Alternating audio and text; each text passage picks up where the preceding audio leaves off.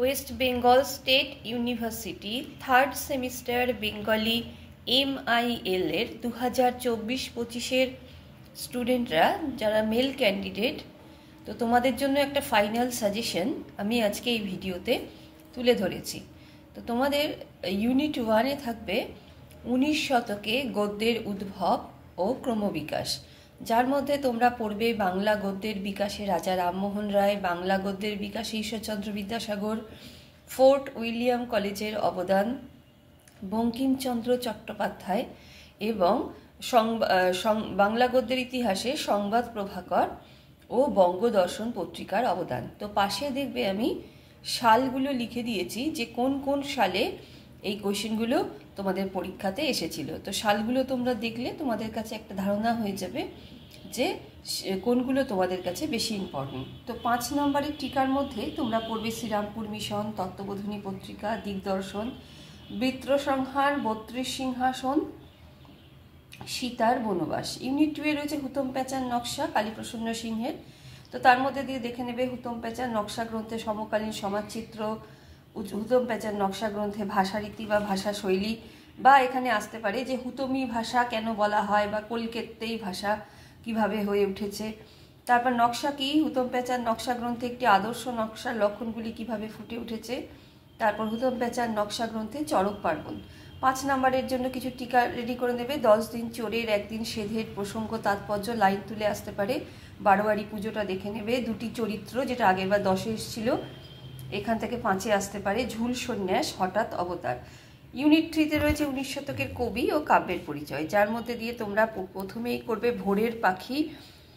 ধরে যদি তোমাদের এইভাবে আসতে পারে যে ভোরের পাখি কাকে বলা হয় তার অবদান লেখো, বা নাম ধরে আসতে পারে বিহারীলাল চক্রবর্তীর অবদান লেখো, বা ভোরের পাখি বিহারীলাল চক্রবর্তীর অবদান লেখো, তাকে কেন ভোরের পাখি বলেছিলেন, এভাবেও কিন্তু একটু ভেঙে আসতে পারে। তারপরে পড়বে বাংলা কাব্যে একজন মহিলা কবি। তো অনেকজন মহিলা কবি আছেন, তার মধ্যে আমি একজনের নাম তুলে দিলাম, মানকুমারী বসু। এটা আলাদা করে নাম ধরেও আসতে পারে। তারপর বাংলা সাহিত্যে, কাব্য সাহিত্যে মাইকেল মধুসূদন দত্তের অবদান, বা তার সঙ্গে করবে হেমচন্দ্র বন্দ্যোপাধ্যায়ের অবদান। নেক্সট করবে হচ্ছে বাংলা সাহিত্যের যুগ সন্ধিক্ষণের কবি কাকে বলা হয়, এভাবে আসতে পারে, বা নাম ধরে আসতে পারে ঈশ্বর গুপ্তের অবদান, বা আসতে পারে এইভাবে যে যুগ সন্ধিক্ষণের কবি বলা হয় কেন ঈশ্বর গুপ্তকে।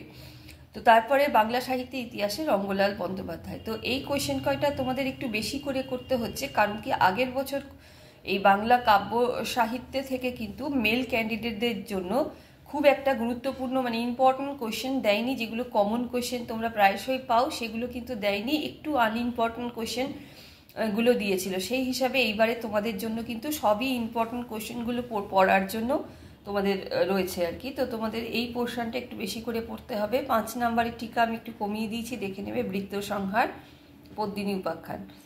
এবার রয়েছে ইউনিট 4। ইউনিট 4-এ রয়েছে মাইকেল মধুসূদন দত্তের চতুর্দশপদী কবিতাবলী, যেগুলোকে আমরা সনেট বলে থাকি। তো তার মধ্যে প্রথমে শ্রীমন্তের টোপর দেখে নেবে, কপোতাক্ষ নদ, কমলে কামিনী, বঙ্গভাষা, আর ঈশ্বরচন্দ্র বিদ্যাসাগর। ঈশ্বরচন্দ্র বিদ্যাসাগর থেকে আগের বছর 10 নম্বরের কোয়েশ্চেন এসেছিল, কিন্তু কোয়েশ্চেনটা একটু ঘুরিয়ে এসেছিল যে ঈশ্বরচন্দ্র বিদ্যাসাগর কবিতায় যে ত্রুটিগুলি বা সীমাবদ্ধতাগুলি, যে কিভাবে ছন্দের ক্ষেত্রে পুরোপুরি তিনি এই সনেটের লক্ষণগুলো প্রকাশ করতে পেরেছেন কি পারেননি, বা কী ধরনের ত্রুটি হয়েছে কবিতাটা লেখার সময়, সেই ক্ষেত্রে কিন্তু সেই জাতীয় একটা কোয়েশ্চেন এসেছিল। তো এবার তোমরা ঈশ্বরচন্দ্র বিদ্যাসাগর কবিতার তাৎপর্যটা একটু দেখে যাবে। আর 5 নম্বরের টিকা হিসাবে এই বঙ্গভাষা আগের বছরও কিন্তু মেল ক্যান্ডিডেটদের জন্য 10-এ এসেছিল, সেই কারণে এখান থেকে আর কোশ্চেনটা একটু অন্যরকমভাবে এসেছিল। ধরো যে বঙ্গভাষা কবিতায় এই কিভাবে সনেটের লক্ষণগুলি প্রকাশ পেয়েছে সেটা সেইভাবে এসেছিল। তো তোমাদের এইবারে কিন্তু এই কবিতার তাৎপর্যটা একটু দেখে নেবে, কিন্তু এখান থেকে এবার 5-এর টিকা আসার চান্স কিন্তু সবচেয়ে বেশি বঙ্গভাষা থেকে। তো সেই হিসাবে আমি বঙ্গভাষা থেকে কিছু টিকা করে দিয়েছি। লাইন তুলে প্রশ্ন এসে আসতে পারে, প্রসঙ্গ তাৎপর্য। তারপরে এই আরেকটা কোশ্চেন দেখে নেবে যে মাইকেল মধুসূদন দত্তের সনেটের বৈশিষ্ট্যগুলি। আর আরেকটা দিয়েছি ওই কপোতাক্ষ নদ থেকে একটা লাইন তুলে সেই লাইনটা দেখবে এইভাবে তুলে দিয়ে আসতে পারে প্রসঙ্গ তাৎপর্য।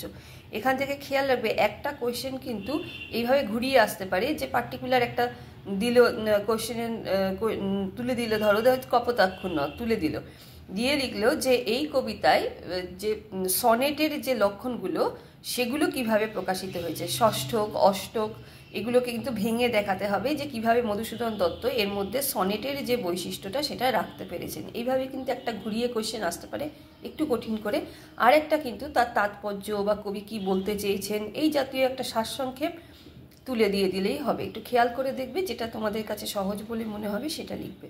5 নম্বরের টিকাগুলোও আমি দেখিয়ে দিলাম। আর আমি একটা তোমাদের কথা লাস্টে একটু শেয়ার করে নিই যে আমি অনলাইন এই মিলের টিউশন পড়াচ্ছি। তো তোমরা যদি মনে করো তোমাদের প্রাইভেট টিউশন লাগবে তো এই নাম্বারে আমার সঙ্গে যোগাযোগ করো 8697036024।